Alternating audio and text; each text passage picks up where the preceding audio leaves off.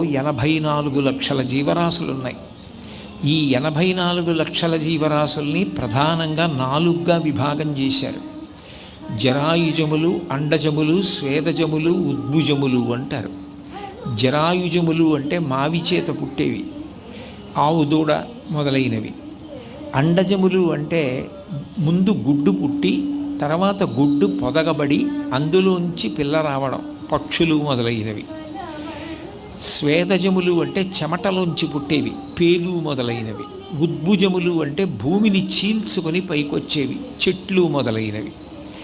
ఈ 4 రకాల ప్రాణులు కలిపి 84 లక్షల జీవరాశులున్నాయి అని. ఈ 84 లక్షల జీవరాశులలో సర్వోత్కృష్టమైనటువంటి ప్రాణి మనుష్యుడు. జంతూనాం నరజన్మ దుర్లభం అంటారు. అసలు నరజన్మ లభించడం అంత తేలిక విషయం కాదు